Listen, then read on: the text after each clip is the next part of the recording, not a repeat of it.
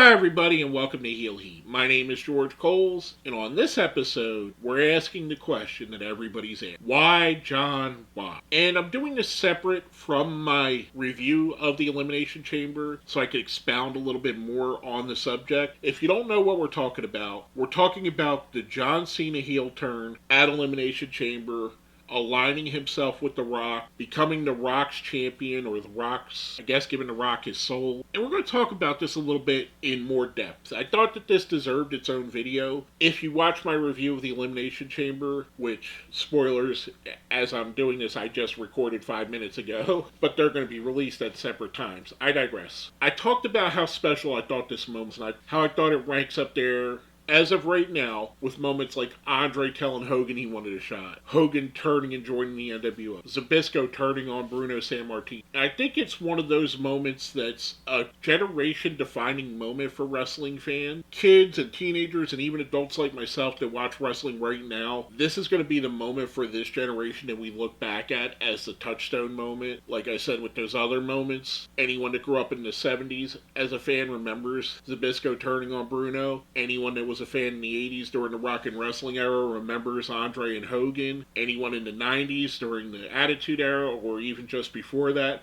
remembers Hogan becoming part of the NWO and how that changed wrestling. This is, in my opinion, that kind of... Now, let's dive into this. A lot of people are saying that this is 15 years too late. We wanted John Cena to turn back in 2009, 2010, 2011. He was stale. He was already getting that mixed reaction. But I think maybe that's why this moment hits so hard to me now. Because much like the Hogan turn in 96, I had gotten to a point where I just expected that John Cena was never going to be, especially in his retirement tour, which is what this is supposed to be. I figured he'd go out on top, have the fans cheering for him, universally loved, have some great matches, maybe break Ric Flair's record, but I didn't think he would turn. And maybe it isn't the heel that we want at the time we wanted it, but it's the heel that we need at the time. And why I think this is so much better now than it would have been then, as much as I would have liked it then, and moving, let's say, CM Punk or Randy Orton into the top babyface role back then. I think now there's so much more importance to it. This is ultimately going to help build Cody Rhodes to being this generation's John Cena. He has to overcome John Cena and The Rock and obviously Travis Scott, because he was part of that too. And I think it gives us that one thing that we wanted from Cena that we never really seen. He's toyed with it. He did the whole thing where he said, everybody want to see me do a heel turn, and he did the whole turn on his heel in the ring. There was a thing in the Firefly Funhouse match where he came out as NWO Cena. There have been little subtle hints at it, but never went all the way. And I think us waiting this long made the impact that much better. That's why I think the timing's perfect. Now the questions are going to be, what's next? Can they fumble the ball and make this seemingly great moment into nothing? That's very possible. Wrestling historically has had moments that the ball's been fumbled a lot. Going back to the Summer of Punk, I think there was a lot of ball fumbles there. I think they rushed that. Going back to the Nexus, I think they fumbled the Nexus. Back to WCW, Starrcade 97 was a big fumble in my opinion. So it's not set in stone that this is going to be that great moment, and it may be looked at as a terrible moment 5 years. Here's some of the things that I'd like to see go. First off, we mentioned that this is his retirement tour. But what if it isn't? He's a heel now. He doesn't have to tell the truth. He can lie to us. And depending on how long this story's been going, he could have been lying to us the whole time. Maybe that was all a ruse to build up a false sense of security in people like Cody. Maybe John Cena gets the end of 2025 as a champion, and he decides, I'm not retiring. I'm not retiring until somebody can beat it's Cody Rhodes again. It's intriguing to me. And maybe it just stretches his run out to WrestleMania of next. Maybe he continues as a part-time wrestler for the next 4 years. But I do think it's interesting how his retirement plays in. Is this going to be something where WrestleMania, he learns the era of his ways when The Rock doesn't help him win the championship and he turns on The Rock again? Or The Rock turns on him? I don't know. I think the more interesting storyline is him beating Cody with The Rock's help, and what that means going forward. What does that mean for Cody Rhodes? What does that mean for someone like Roman Reigns, who historically was aligned with The Rock? What are the stories they can write going from that? Now, being as the two main characters, and let's say three because we'll add Travis Scott in there, because he seems to be part of the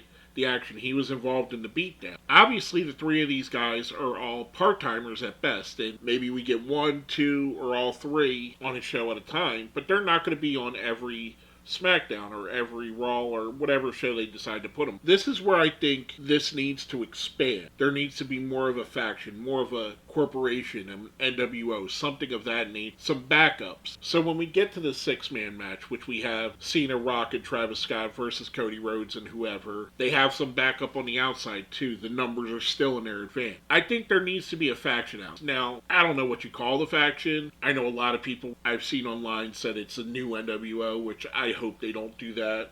Or the new corporation. I hope they don't do that either. I hope it's something more clever and more for them and something new.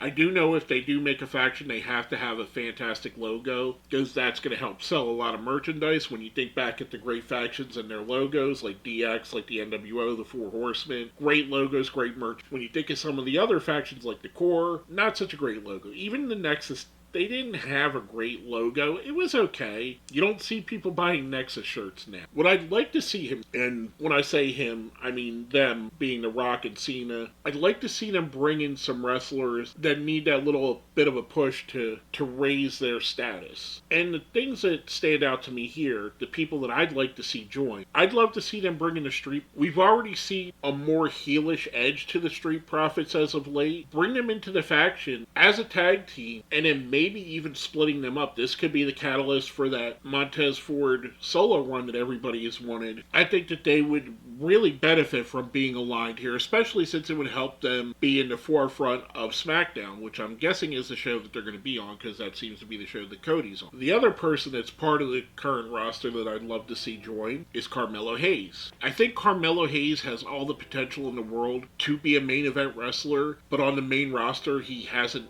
shown that potential, and maybe getting the rub and maybe eventually being the one that usurps John Cena as the top person in the faction role. That might be the story for him that builds him into that. I think he definitely has a minute, and I'd love to see him here. And my last person I'd love to have them bring, for a couple reasons. It's been noted he's one of Cody Rhodes' best friends. That's been said both in AEW and in WWE.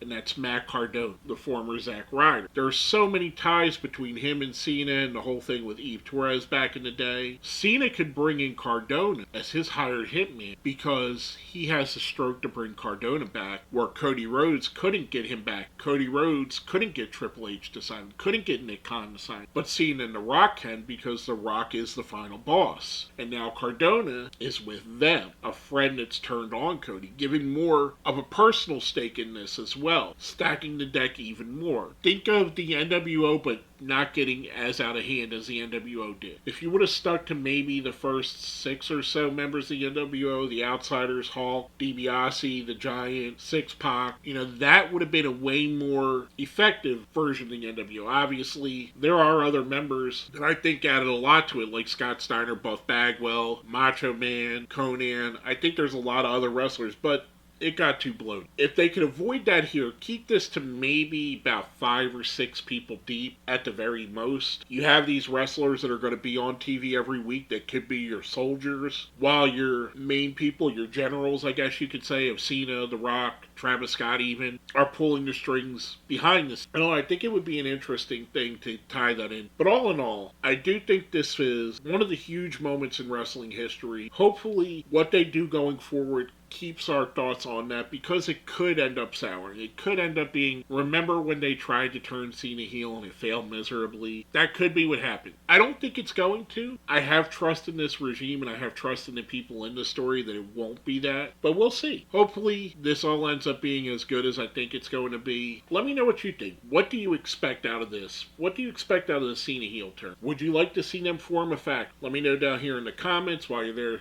smash the like button, share the video, subscribe if you haven't. With all that being said, my name is George Coles. I'm watching Heel.